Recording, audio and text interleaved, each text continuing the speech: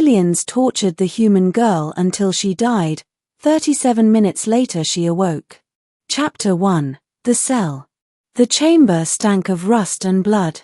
Chains rattled as the human girl hung limp against the restraints, her breath shallow, her body broken. The Varketh interrogators had long since stopped hiding their cruelty. Fragile, one of them hissed, its mandibles wet with anticipation. They break so easily. Cadet Alyssa Rains, 22 years old, shivered but didn't respond. She had stopped answering hours ago. Pain had been her world. Electricity coursed through her nerves, blades pressed against her skin, bones cracked under alien tools. But she had endured. Longer than they expected. Longer than anyone ever had. And then, with a final spasm, her head dropped. Her breathing ceased. One interrogator tilted its head. "It is finished." The other snarled. "Dispose of it." They didn't notice the faintest flicker of her lips. Chapter 2, 37 minutes. Alyssa was gone. Or so it seemed. Her heart had stopped. Her brainwaves flatlined. The interrogators filed their report. Subject terminated at 2,103 hours. Her body lay discarded in the corner of the cell, wrapped in shadows, nothing more than another failed experiment. And then, at 2,140 hours, her fingers twitched. Her chest convulsed once, twice, before air tore into her lungs in a ragged gasp. Her eyes snapped open, pupils wide, blazing with something beyond life. She had died. And she had come back. Chapter 3. The Awakening. Memories crashed like a flood. Every scream. Every cut. Every surge of agony. She remembered dying and the cold silence after. A silence she had broken. Her body should not have moved, not with the injuries she bore.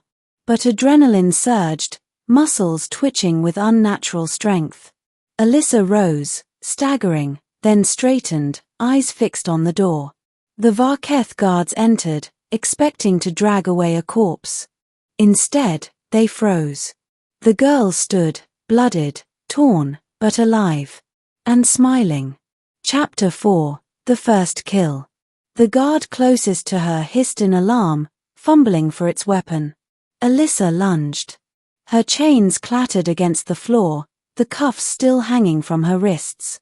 She ripped the bladed tool from the guard's belt and drove it upward through its throat. Hot, black ichor sprayed across her face. The second guard screeched, raising a shock baton, but she was already moving. She smashed her broken cuff across its skull, the metal biting into flesh and bone. The guard collapsed in convulsions.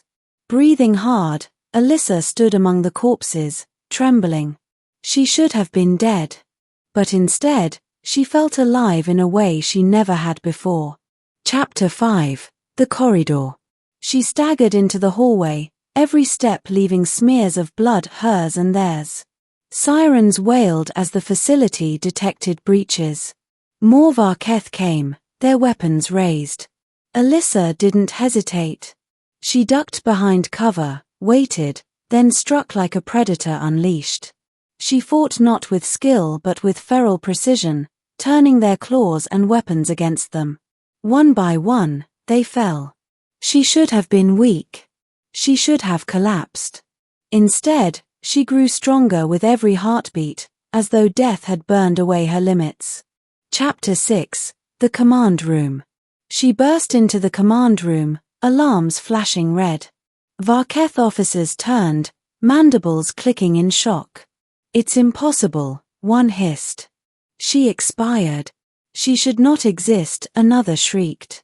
Alyssa raised the shock baton she had taken, electricity crackling. "Guess again." She charged. The fight was brutal, but brief. By the time silence returned, the command room was hers. Chapter 7. The Revelation. Among the consoles, she found files.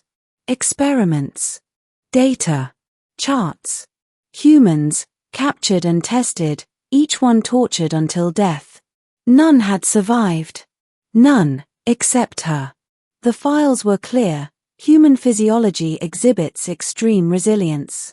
Potential regenerative anomalies under stress. Subject Rains demonstrates unprecedented resistance to termination. They had killed her to study her. And instead, they had awakened something they didn't understand. Chapter 8. The Pursuit.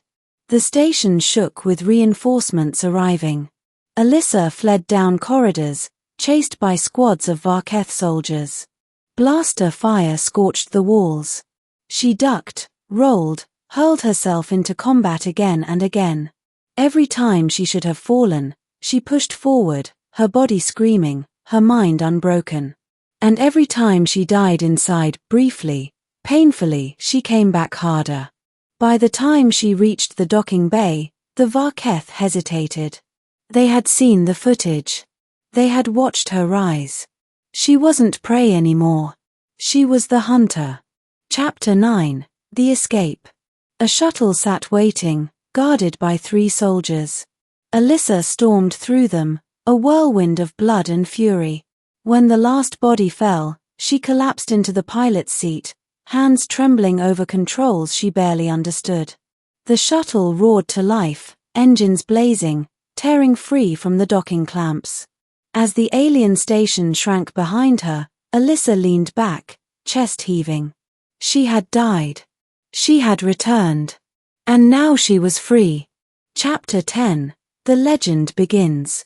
The Varketh broadcast warnings to their fleets: do not underestimate the human. Do not let them near. One of them cannot die. But rumors spread faster than orders. A story of a girl who endured 37 minutes of death before walking again. A girl who broke chains, slaughtered her captors, and fled into the stars. And among humans, whispers grew. Perhaps Alyssa Rains was not an accident.